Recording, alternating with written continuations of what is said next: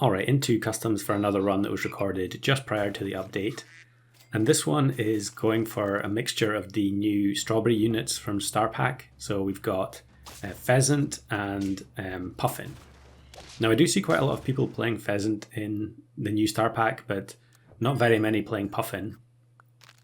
I'm not sure why that is exactly. I think it's okay. It was a unit that previously was regarded as not being all that great. The old version used to snipe based on the number of strawberries that you had on the team. The puffin did not count its own strawberry. The new one is kind of more complicated, but I think it's a lot more interesting for having fun battles take place. And what it does is it removes a strawberry from a teammate when that teammate attacks and snipes the back unit on the opposing team. And always sniping the back unit is actually pretty good because it means that you're guaranteed to keep hitting the same unit until it faints. The difficulty obviously is getting a lot of strawberries or regenerating strawberries mid-battle. And of course in custom packs you're even more likely to lose strawberries as a result of units being sniped or being covered over by ailments. But a lot of the time what I was doing in the early rounds was using the sneaky egg in order to get high stats and then transfer them onto the pheasant, which has a terrible starting stat line, but also the puffin because I think it's a 2-3, and since we can just instant swap things with a 2 gold buy sell on a frog, it always feels like it's worth it. You can also do a lot of other things in customs. Obviously you can level up the sneaky egg while you've got a sphinx. Normally you wouldn't want to put more stats onto a sneaky egg because it's just going to automatically faint, but if you know you're swapping the stats onto another unit, it's perfectly fine to do so. So we take the level up here, we're going to grab a lynx just to give us a little bit more attack power, and then we're just looking for the puffin. So there's the puffin. And of course we can also equip our puffin in customs with pineapple. I'm clearly not sure what to do here. I guess I should just sell the puppy. Yeah, we'll bring the puffin in now. Rearrange slightly. We've only got 2 strawberries this time, but that's not a big deal. We're looking for getting as many strawberries as we can for the final version of the team, but in the meantime, we're probably going to have to settle for fewer. But you can see how it works here. It's only doing 2 damage at the moment, which is very, very weak. But as soon as we put the pineapple on it, for the first 3 snipes, we're going to get an extra 2 damage. So we'll swap the stats on the sneaky egg. We can just keep sneaky egg in the team. Its starting stats don't matter at all. And it will get a strawberry from the pheasant if we don't use all the triggers up. And here's something you can do in customs as well. I guess you can do this in Star Pack too. Although there aren't as many units that you just want to pill for the buffs in shop. But when you get the temporary strawberry from the pheasant, you can just pill the betta fish like we did in the previous turn, and then you get the permanent +1/1 from the strawberry on top. So a nice little optimization that I was making after playing this particular team composition for many, many reps.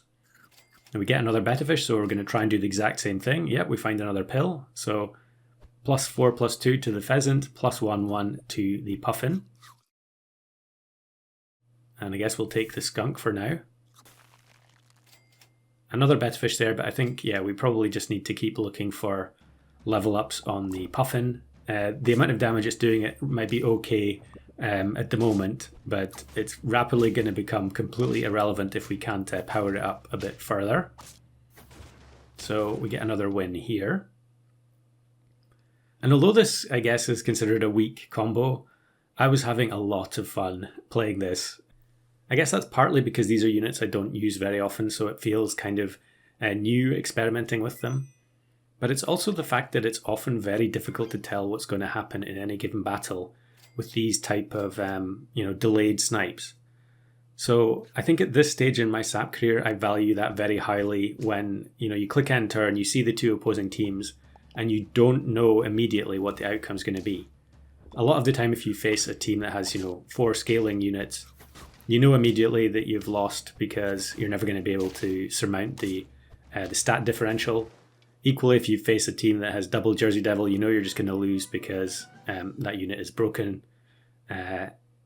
Same thing goes if you end up facing a team that has, 3 lynx and 2 parrots. Your whole squad is going to get deleted because you don't have any protection because you're relying on strawberry. So having lots of rounds where you can't actually tell what's going to happen actually makes this squad quite exciting to play, I feel. I'm not sure what it'll be like in the newer version. I guess there have been quite a lot of changes. But yeah, a couple of weeks ago, or whenever I recorded this, I was enjoying it quite a lot. Now, mentioning the fact that you don't have any protection from strawberry, I guess the immediate suggestion that people might come up with is to play Sparrow. However, a lot of the new strawberry units don't work together. So Puffin and Sparrow aren't going to work because as soon as a unit takes a hit, the Sparrow is going to consume the strawberry before the Puffin. I'm actually not sure if that goes based on attack order, but basically the units that kind of spend the strawberries on your own team, so Puffin, Velociraptor and Sparrow, they all consume the strawberry. So you can't double or triple the benefit from each strawberry, which is kind of unusual given that they're all in the same archetype. But I think it makes sense. It would probably be a bit unbalanced if you could extract that level of value from a tier 1 food. But here's another round where it's not entirely clear what's going to happen, and we end up winning by 1 HP. So extremely satisfying there, and I think probably just in time that we upgraded our Puffin to level 2. But now we're getting towards the end. We need to be finding some of the stronger tier 6 summon units for us to have a chance. So we get a Sabertooth here. I think we'll take Orca as well. Now Orca is a little bit of a risk. I think, we'll take the permanent strawberry there since it's only 1 gold. Orca is a bit of a risk because you can end up getting units out of it that are going to spoil your setup. So, it can spawn Microbe. It can spawn Dove, which is a really irritating one. Another strawberry unit that consumes the strawberry and so feels like it's kind of anti-synergistic within its own archetype. But, I'm willing to run the risk of it here. And again, we're actually going to win against this Chimera team that has no mana. So we're going for the level 3 on the pheasant, because with the 1-up Orca, we are going to get enough summons to actually use all 3 strawberries. Big scaling buy-sell team, 50-50 Bigfoot turn 12. I think we should be able to whittle this team down. I guess it depends what we get. Okay, we end up getting the Visitor. It's a bit too late. And okay, we're not going to be able to whittle it down. I think there were a lot of games where I ended up taking Flea. If you have high volume, low damage snipes, Flea just makes such a big difference. As we used the watch opponent option there, clearly I wanted to know how that person got the Bigfoot so large so quickly. I feel like that feature is actually pretty helpful when you have a bad beat. If you can just go and watch and see what happened on their run, it can make you feel a bit better about losing. So here's a fairly odd mixture of a team with some summons and a crocodile with coconut. We end up removing the grizzly bear with the snipes from the puffin. And you can see that as the battles go on, the puffin actually becomes weaker because it ends up using up the pineapple. And we end up getting a tie there. I'm not sure if we had the old pineapple, if that would have made any difference there. Maybe it would have still been a draw. But now we get the level 2 skunk and level 3 puffin. So we don't have flea, but we do have skunk for reducing opponent's stat line. And here we get matched with Broken Bench, playing Anubis Mothman, which I don't think I've ever seen Bench do that before. But the puffin ends up getting deleted by the ammonite or the mimic octopus. So yeah, that's a loss, but we still have 2 hearts. We are getting to the very, very late game though, and we're looking pretty exposed, having only strawberries and 1 mushroom. I guess we also have pineapple, but that's not going to block any damage. The cockatrice on the opposing team ends up converting the orca into a rock. I guess the rock is still going to end up getting a strawberry, but yeah, 45 with garlic is going to prove way too much. So again, we're kind of regretting not having a flea there. We take the level up on the saber-tooth, so we need to move it back one space in order to spawn both mammoths. And now there's really not much I can do other than buy food and just hope that it's going to be good enough. Now we end up facing another Chihuahua team. Yesterday's video had a Chihuahua opponent in it. The puffin gets dragged to the front, which means we don't actually get to do any of the strawberry snipes at all. But we're going to get some decent spawns here from the orca. The orca change, I definitely feel like it's too strong. You know, getting these 6/6 units, considering some of the units that you're able to spawn, I think probably, yeah, it's a bit too much. But we relied very, very heavily on it in that battle and ended up getting a win. So I think, am I going to try and buff the stats on one of the other units so that the puffin doesn't have highest health anymore? I think it would be pretty unlikely to see another Chihuahua. But we do see a different tier 1 here. It is a wharf team. With the update, this is no longer possible. This donut setup doesn't work anymore. But yeah, the puffin ends up getting deleted completely. In fact, I guess the pheasant got deleted as well. So we don't get to see the combo go off at all. We do get the pheasant achievement. And it would be very interesting to know if that sloth appeared on the final turn. So again, we'll use the watch opponent option.